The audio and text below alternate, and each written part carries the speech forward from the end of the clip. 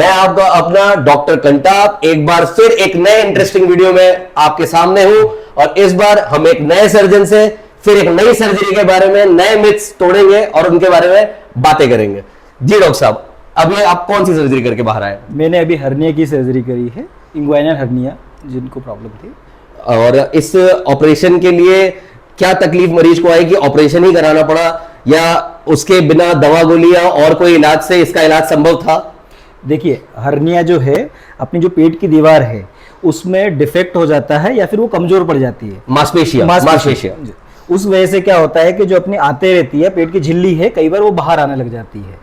उसमें समस्या मरीज को कभी कभी होती है कि चलने फिरने में दर्द हो रहा है, भारीपन लग रहा है, और कभी कभी एक कॉम्प्लिकेशन होती है जिसमें आंत वगैरह अटक जाती है। अच्छा, आते उसमें अटक जाती है, उलझ जाती है, जिससे मरीज जो है खाना पीना बंद कर देता है, उल्टियां होती है और उसमें खतरा रहता है कि आंत कहीं काली ना पड़ जाए, सड़ाव ना लग जाए, क्योंकि वहां की खून का या रक्त का बहाव वहां पे रुक सकता है और हमें इमरजेंसी बन सकता है ऑपरेशन। हर्निया का जो इलाज है वो दवाइयों से बिल्कुल नहीं होता है, उसका ऑपरेशन ही इलाज है, क्योंकि एक प्रकार से वो डिफेक्ट है, वहाँ कमजोर पड़ गया, उसको वापस अपने को रीइंफोर्स यानी मजबूत करना बहुत जरूरी होता है। इसके लिए हम जाली का यूज करते हैं। जाली एक प्रकार से जैसे घर में सीमेंटिंग कैसे होती है, सरिये कैसे लगता है जो मजबूत बनाते हैं, वैसा काम करती है। जैसे गैप को सीमेंट से भर देते हैं, वैसे आप उस जाली से उस गैप को भर देते हैं, जिससे कि वो टाइट हो जाती है और जो भी उससे बाहर आ रहा है वो वापस अंदर ही है। तो किन कारणों से ये हर्निया की समस्या होती है, मैं अपने दर्शकों को बताना चाहूंगा कि क्या सावधानी रखनी चाहिए, या ये इसका कोई कारण नहीं है, उम्र के हिसाब से या मांसपेशियां जैसे जैसे आपकी कमजोर होती हैं तब हो ही जाता है, कि इसका कोई तरीका है इसको प्रिवेंट करने का? बिल्कुल है। हर्निया जो है कई कारणों से होता है। सबसे पहला कारण तो है ज्यादा जोर वजन लगाना, वजन उठाना। अच्छा। दूसरा है ज्यादा जोर लगाना पेशाब के द्वारा, पेशाब करने के समय और मोशन के समय। तो जिनको क्रॉनिक कॉन्स्टिपेशन होता है या जिनकी प्रोस्टेट बड़ी होती है उनको ज्यादा जोर लगाना पड़ता है, तो उनमें प्रायतः देखा गया है कि उनको हर्निया के चांसेस बहुत ज्यादा होते हैं। कुछ पेशेंट में कंजेनाइटल होते हैं, बचपन से ही हर्निया होता है, उसका तो कोई मतलब उनकी मांसपेशियां पहले से ही कमजोर है, जिसकी वजह से प्रेशर थोड़ा सा भी सामान्य प्रेशर पड़ने पे वो चीजें बाहर आ जाती है। बिल्कुल बिल्कुल। और कोई ऐसी चीज है जिससे अपन खान पान में या इस चीज का ध्यान रखें जिससे इस समस्या से निदान मिल सके या ये समस्या हो ही ना? बिल्कुल।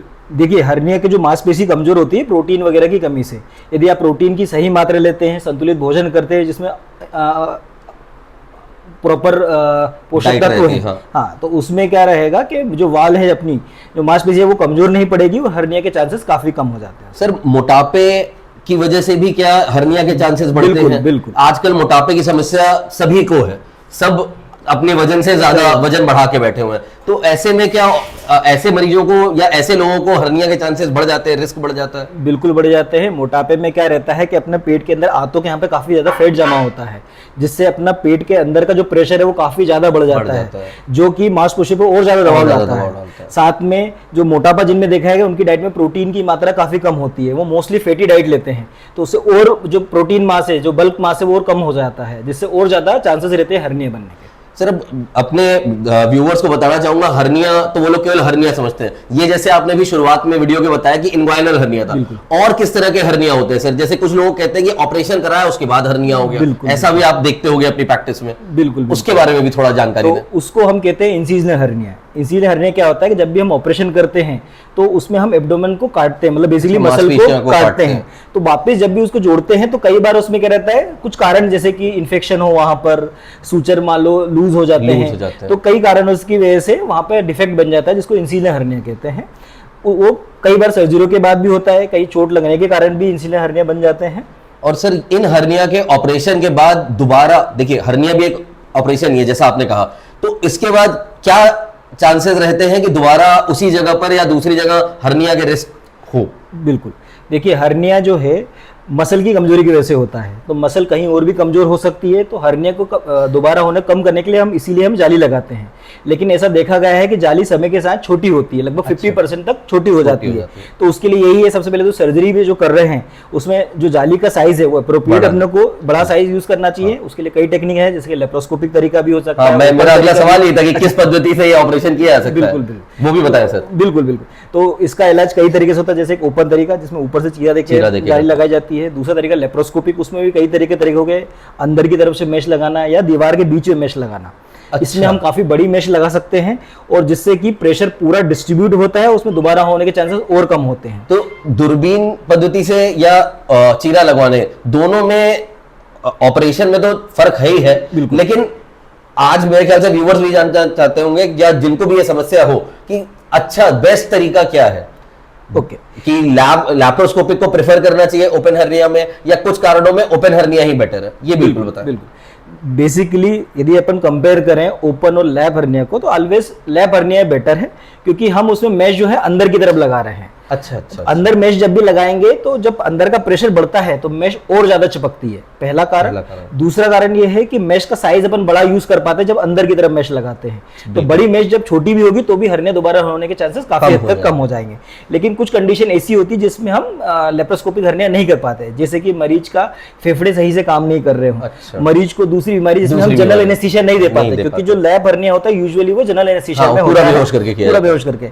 जो ओपन हर्निया होता है वो पीठ के पीछे सुई लगा के सुन करके गया था।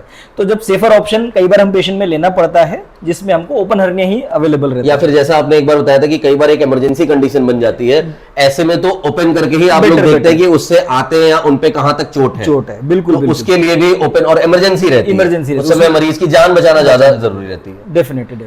और सर इसके बारे में बताएं कि ये ऑपरेशन होने के बाद कितने दिन में अपन या क्या प्रिकॉशन आगे फ्यूचर में लेने पड़ते हैं उसको, मरीज को कितने दिन में वो रिकवर कर जाता है और कितने दिन में अपने सामान्य काम पे वो वापस जा सकता है? देखिए, मेरी प्रैक्टिस में मैं पेशेंट को 1 से 2 दिन में छुट्टी कर देता हूं।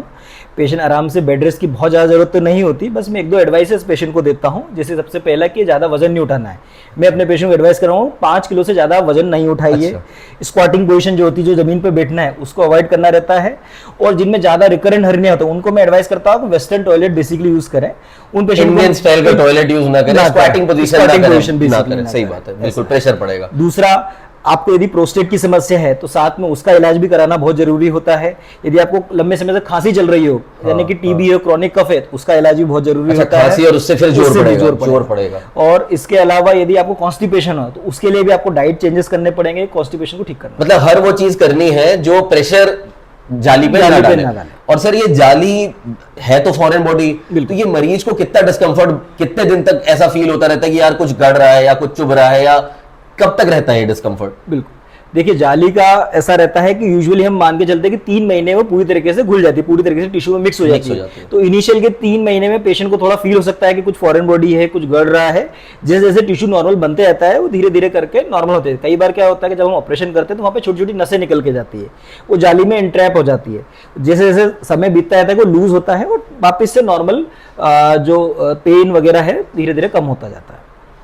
देखा दोस्तों, आज हमें पता चला कि हर्निया किन कारणों से होता है और इसका सही इलाज क्या है। ऐसे और इंटरेस्टिंग वीडियोस के लिए please like, subscribe and follow my channel. मैं आपका अपना डॉक्टर कंटा फिर से मिलूंगा एक और इंटरेस्टिंग वीडियो में।